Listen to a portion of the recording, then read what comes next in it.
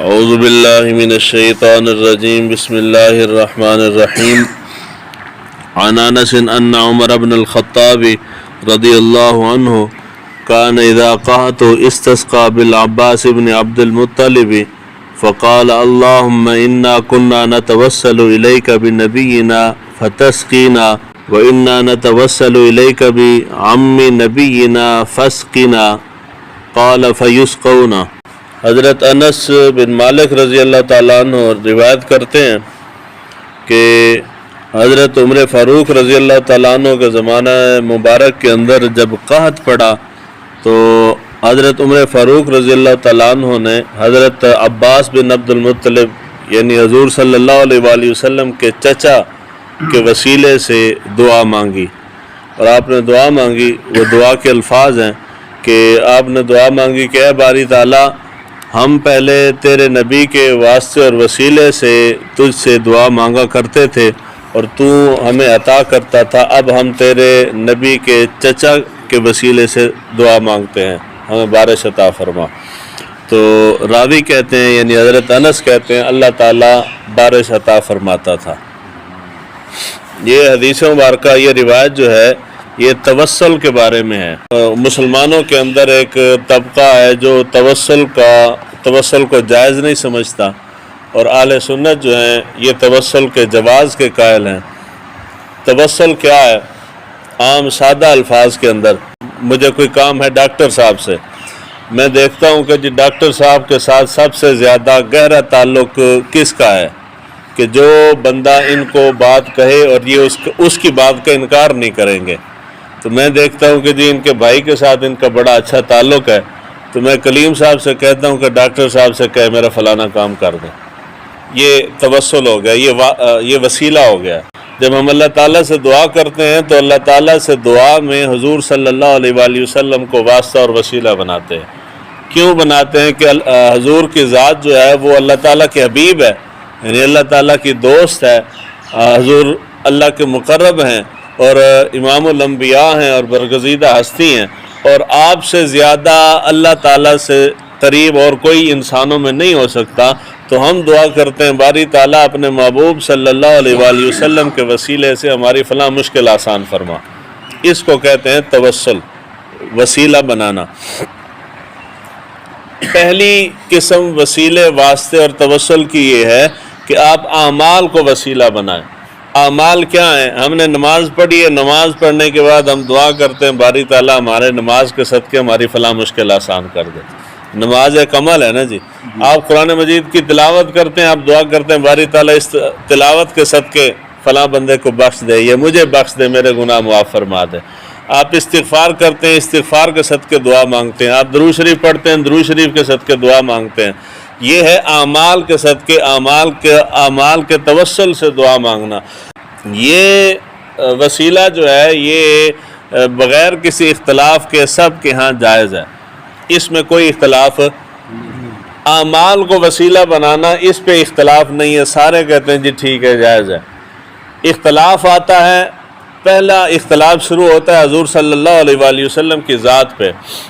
ایک طبقہ وہ ہے کہ جو حضور صلی اللہ علیہ وآلہ وسلم کی حیات کا قائل نہیں ہے، وہ کہتے ہیں کہ حضور صلی اللہ علیہ وآلہ وسلم وصال فرمایا تو معاذ اللہ استغفر اللہ، اب وہ عام انسانوں کی طرح جس طرح انسان ختم ہو گیا تو اللہ کے نبی کی ذات بھی ختم ہو گئی ہے۔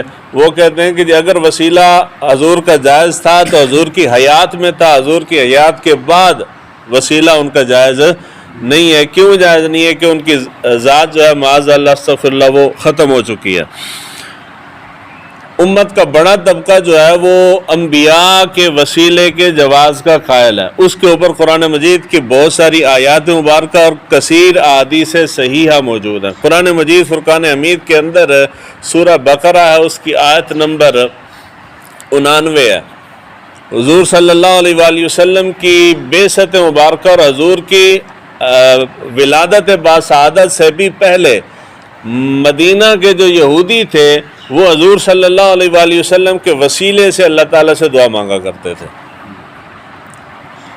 قرآن مجید کی آیت مبارکہ ہے، یعنی جب یہودیوں نے انکار کیا تو اللہ تعالیٰ نے ان کو ان کی پرانی بات یاد دلائی کہ بھی اب میرا نبی آیا ہے تو تم اس کا انکار کر رہے ہو۔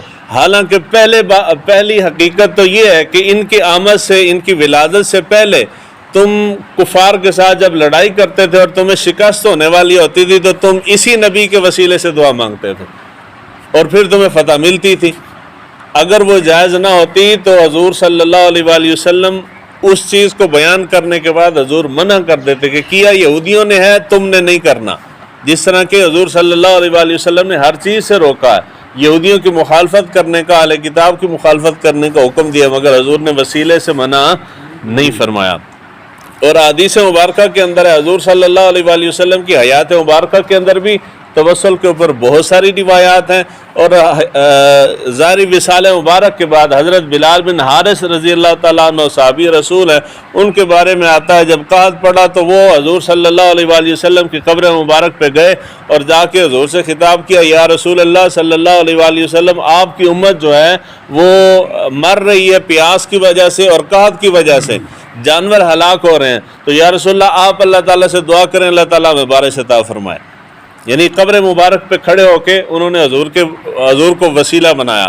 تو راوی کہتے ہیں کہ حضرت بلال، یعنی یہ حضرت بلال حبشی نہیں ہے، یہ اور صحابی ہیں، حضرت بلال بن حارث جا کے سوئے تو رات خواب میں حضور صلی اللہ علیہ وآلہ وسلم تشریف لائے۔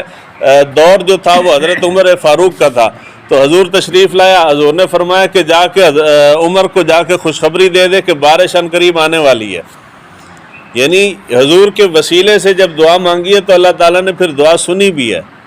یہ جو روایت ہے حضرت حضور کے چچا کو وسیلہ بنانے کی دعا، اصل چیز ہے دل انسان کا درست ہو تو انسان ہر چیز میں سے اچھا معنی لیتا ہے، اگر دل برا ہو تو انسان ہر اچھی چیز میں سے برا معنی لیتا ہے۔ جو توسل کے قائل نہیں ہے وہ کہتے ہیں کہ جی حضور صلی اللہ علیہ وآلہ وسلم کا توسل حیات مبارکہ کے بعد اگر جائز ہوتا تو حضرت عمر فاروق اب بھی حضور کے وسیلے سے دعا مانگتے، مگر ایسا نہیں ہوا۔ جب تک حضور حیات تھے صحابہ ان کے وسیلے سے دعا مانگتے تھے، جب حضور کا وصال مبارک ہو گیا تو اس کے بعد حضرت عمر نے ان کے وسیلے سے دعا نہیں مانگی بلکہ جو زندہ تھے ان کے وسیلے سے مانگی، یعنی حضور کے چچا سے مانگی۔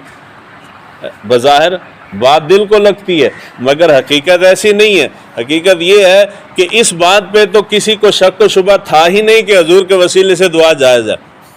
حضرت عمر فاروق نے لوگوں کو سمجھانے اور بتانے کے لیے کہ جس طرح نبی کا وسیلہ واسطہ توسل جائز ہے اسی طرح غیر نبی کا وسیلہ بھی جائز ہے، وہ بات بتانے سمجھانے کے لیے حضرت عمر فاروق رضی اللہ تعالیٰ عنہ نے حضور کے نبی کے غیر کے وسیلے سے دعا مانگی ہے۔ یہ ہے، یعنی حضور کے وسیلے پہ تو شک ہی نہیں ہے نا، اس پہ تو کوئی اختلاف نہیں ہے۔ مسئلہ غیر نبی کا تھا تو غیر نبی کے وسیلے سے حضرت عمر نے دعا مانگ کے بتا دیا کہ جس طرح نبی کے وسیلے سے دعا مانگنا جائز ہے اسی طرح غیر نبی بھی اگر اللہ تعالیٰ کا برگزیدہ ہو تو اس کے وسیلے سے بھی دعا مانگنا جائز ہے، جس طرح حضرت عمر فاروق نے حضرت عباس بن عبد المطلب کے وسیلے سے اللہ تعالیٰ سے دعا مانگی، تو وہ وسیلے سے دعا مانگتے تھے اور اللہ تعالیٰ، راوی کہتے ہیں اللہ تعالیٰ بارش بھی دے دیتا تھا۔ اب یہاں آخری جملہ ہے، وسیلہ واسطہ توسل جو ہے اس کی جتنی بھی بات ہے یہ ہے جواز کی کہ جی جائز ہے، اگر میں دینا چاہوں تو جائز ہے، لازم نہیں ہے۔ لازم جی میں آخر کہ جی وسیلے نال ہی دعا مانگا اس تو بغیر رب نہیں سنے گا، یہ غلط عقیدہ ہے۔